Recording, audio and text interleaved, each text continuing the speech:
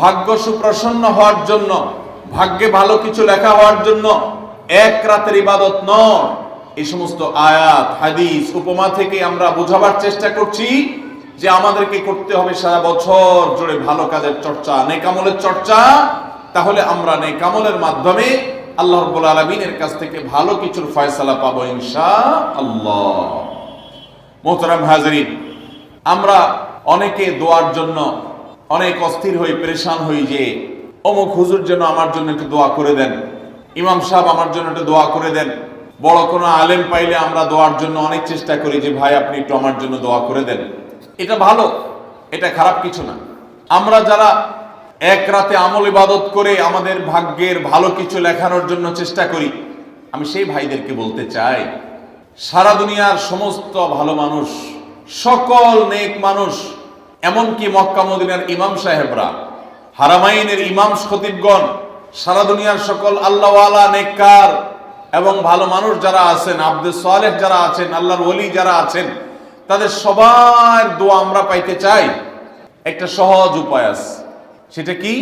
এই এতক্ষণ যেটা বললাম, অর্থাৎ আপনি যদি নিজেকে ভালো মানুষ হিসাবে গড়ে তোলার জন্য চেষ্টা করেন, আপনি 5 ওয়াক্ত নামাজ পড়বেন, আল্লাহর হুকুম মতো চলবেন, আপনি হারাম থেকে বাঁচার জন্য সংগ্রাম যুদ্ধ চালাবেন, আপনি হক হালালি চলার চেষ্টা করবেন, আপনি তাকওয়ার উপরে চলার চেষ্টা করবেন। যদি আপনি এটা করেন তাহলে অটোমেটিকলি সারা দুনিয়ার সমস্ত নেককার মানুষদের দোয়া একবার না, বারবার বারবার, হাজার হাজার লক্ষ লক্ষ বার আপনি পেতে থাকবেন। কিভাবে?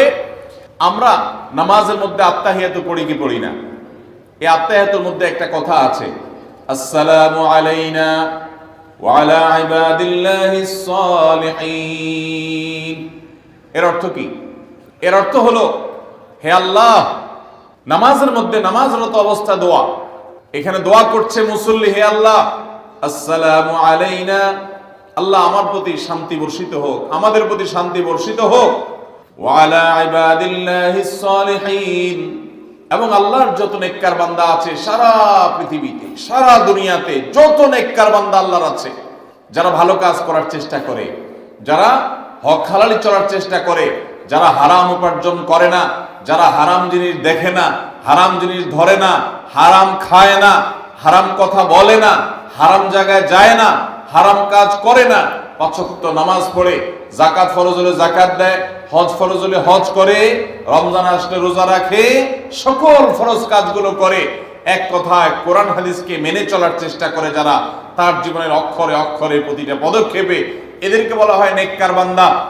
নামাজে আত্তাহিয়াতে প্রত্যেকটা মুসল্লি সারা পৃথিবীর সমস্ত প্রান্ত থেকে আল্লাহর কাছে দোয়া করে, আসসালামু আলাইনা ওয়া আলা ইবাদিল্লাহিস সালিহিন, আল্লাহ আমাদের প্রতি তো শান্তি বর্ষিত করবেনই, সেই সাথে আপনার নেককার বান্দা যারা আছেন, যা সারা দুনিয়াতে, এই সকল নেককার বান্দাদের প্রতি আপনি শান্তি বর্ষিত করেন। এই দোয়া প্রত্যেকটা মানুষ নামাজের মধ্যে করে কি করে না? তাহলে আপনি যদি নিজেকে নেককার বান্দা হিসেবে শামিল করতে পারেন, আপনি যদি নিজেকে আল্লাহর হুকুম এবং আল্লাহর আনুগত্য করানোওয়ালা মানুষ হিসেবে গড়ে তুলতে পারেন, তাহলে অটোমেটিকলি আপনি সারা দুনিয়ার সমস্ত নেককার মানুষদের দোয়া পেয়ে যাবেন। আল্লাহ আমাদের সবাইকে সে তৌফিক দান করুন। ভাইরা আমার, নেককারদের জন্য অটোমেটিকলি দোয়া হয়। শুধুমাত্র আল্লাহর নেককার বান্দা মানুষরা না, ফেরেশতারা দোয়া করে। আল্লাহর সকল নেককার মানুষদের দোয়া আমরা অটোমেটিক পাবো। তাহলে আমাদের ভাগ্যে যেন ভালো কিছু লেখা হয়, তার জন্য আমাদের যে আমলটা করতে হবে তা হলো আমলে সালেহ। সারা বছর জুড়ে, সারা জীবন জুড়ে আমাদেরকে খুঁটে খুঁটে খুঁটে কোনটা কোনটা ভালো কাজ সেগুলো করার চেষ্টা করতে হবে, কোনটা কোনটা খারাপ কাজ, গুনাহের কাজ, সেগুলো থেকে বাঁচার চেষ্টা করতে হবে। তাহলে আমাদের ভাগ্যে ভালো কিছু লেখা হবে ইনশাআল্লাহ। সহিহ বুখারীর একটি হাদিস থেকে আমরা আমাদের নসিবে ভালো কিছু আল্লাহ তাআলা লিপিবদ্ধ করবেন এরকম একটি আমলের কথা আমরা জানি। সকল সাধারণ নেক আমলের মধ্যে সেটা শামিল আছে, এটাকে আলাদা করে নবী সাল্লাল্লাহু আলাইহি ওয়াসাল্লাম বলেছেন। সেটা কি? তিনি বলেছেন, মান সাররাহু আন ইউবসাতা লাহু ফি রিজকিহি আও ইউনসা লাহু ফি আথারিহি ফালইয়াসিল রাহিমাহ। মান সাররাহা লাহু আন ইউবসাতা লাহু ফি রিজকিহি আও ইউনসা লাহু ফি আথারিহি, যে ব্যক্তি চায় তার রিজিককে প্রশস্ত করে দেওয়া হোক, তার রিজিকে বারাকা দেওয়া হোক, এবং তার হায়াত বৃদ্ধি করে দেওয়া হোক, এটা যে চায়, ফালিয়াসিল রাহিমা, সেই জন্য তার রক্ত সম্পর্কীয় আত্মীয়দের সাথে সুসম্পর্ক বজায় রাখে, সেই জন্য তার রক্ত সম্পর্কীয় আত্মীয়দের সাথে সম্পর্ক সবসময় জুড়ে রাখে, সম্পর্ক যেন ভালো রাখে, তাদের সাথে সম্পর্ক যেন ছিন্ন না করে। তাহলে সেক্ষেত্রে তার হায়াত এবং তার রিজিকের মধ্যে বরকত দেওয়া হবে, কল্যাণ দেওয়া হবে, লিপিবদ্ধ করা হবে, এই ফয়সালা তার জন্য করা হবে। এই হাদিস থেকে বোঝা যায় যে আমাদের হায়াত, আমাদের রিজিকের মধ্যে বরকত হবে, কল্যাণ হবে, ভাগ্যে নসিবে ভালো কিছু আল্লাহ তাআলা দিবেন যদি আমরা রক্ত সম্পর্কীয় আত্মীয়দের সাথে সুসম্পর্ক বজায় রাখি। আজকাল আমাদের সমাজে অনেক মানুষ আছেন যে নামাজ রোজা করেন, ওয়াজ মাহফিলে যান, কোরআন তেলাওয়াত করেন, জিকির আজকার তাসবিহ তেলাওয়াত করেন, কিন্তু নিজের রক্ত সম্পর্কীয় আত্মীয়দের সাথে সম্পর্ক ভালো নেই। আছে না নাই? আপনার আত্মীয় যদি নিজে থেকে সম্পর্ক ছিন্ন করে চলে যায় তাহলে তো আর আপনার দোষ নাই, কিন্তু আপনি নিজে থেকে কখনো আপনার রক্তের যে আত্মীয়, যাদের সাথে রক্তের সম্পর্ক আছে, এরকম কারোর সাথে সম্পর্ক ছিন্ন করতে পারবেন না। এটা হারাম। নবী করিম সাল্লাল্লাহু আলাইহি ওয়াসাল্লাম বলেছেন, যে ব্যক্তি আত্মীয়তার সম্পর্ককে রক্ষা করবে আল্লাহ তাআলা তাকে রক্ষা করবেন, যে আত্মীয়তার সম্পর্ক ছিন্ন করবে, তাকে ত্যাগ করবে, আল্লাহ তাআলা ওই ব্যক্তিকে ছিন্ন করবেন। এই জন্য আত্মীয়তার সম্পর্ক রক্ষা করা এটা আমাদের ভাগ্য সুপ্রসন্ন হওয়ার অন্যতম মাধ্যম।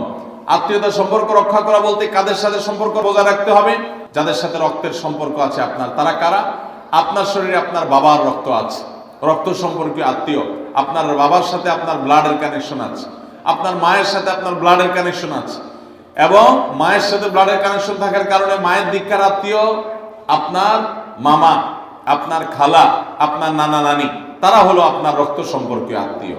ঠিক একইভাবে আপনার বাবার দিককার রক্ত সম্পর্কীয় আত্মীয় হলেন আপনার দাদা দাদি, আপনার চাচা, আপনার ফুফু, এবং চাচাতো ভাই বোন, ফুফু, যিনি তার রক্ত আপনার বাবার রক্ত এক, সেজন্য তারা রক্তের আত্মীয়।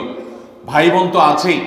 এই রক্তের আত্মীয়দের সাথে অনেকে সম্পর্ক বজায় রাখে না, কোনো কারণে সম্পর্ক ছিন্ন করে ফেলে, এটা হারাম। আমরা দুনিয়াতে অনেক বন্ধু বান্ধবের সাথে সম্পর্ক ভালো রাখি, অনেক দোস্তের সাথে সম্পর্ক ভালো রাখি, অথচ আমাদের এই রক্ত সম্পর্কে আত্মীয়গুলোর সাথে সম্পর্ক ভালো রাখা হয় না। মোহতারাম হাজিরিন, আমাদের নসিবে আল্লাহ ভালো কিছু দেখ, আমরা সবাই চাই কি চাই না? তাহলে শবে বরাতে রাতভর আপনি দোয়া জিকির আজকার করলেন, কান্নাকাটি করলেন, আর মিলাদ মাহফিল করলেন, আশা করলেন আপনার ভাগ্যে ভালো কিছু লেখা হবে। আপনার ভাগ্যে ভালো কিছু লেখা হবে না যদি আপনি আপনার রক্ত সম্পর্কে আত্মীয়ের সাথে সম্পর্ক ছিন্ন করে বসে থাকেন। কারণ আপনার জীবনে, আপনার রুজিতে, আপনার ইনকামে, উপার্জনে বরকত হওয়ার পূর্ব শর্ত হলো আপনার এই রক্ত সম্পর্কে আত্মীয়স্বজনের সাথে সুসম্পর্ক বজায় রাখা। হ্যাঁ, তারা যদি সুসম্পর্ক বজায় রাখতে গেলে আপনার ক্ষতি করে, আপনাকে বিপদে ফেলে, তাহলে আপনি নিজেকে বাঁচাতে পারেন, আত্মরক্ষার জন্য আপনি দূরত্ব বজায় রাখতে পারেন। কিন্তু তাই বলে তাদের সাথে আপনি সম্পর্ক নষ্ট করে থাকবেন, তাদেরকে ভুলে থাকবেন, বা তাদের সাথে সম্পর্ক রাখবেন না, এটা কিন্তু জায়েজ হতে পারে না।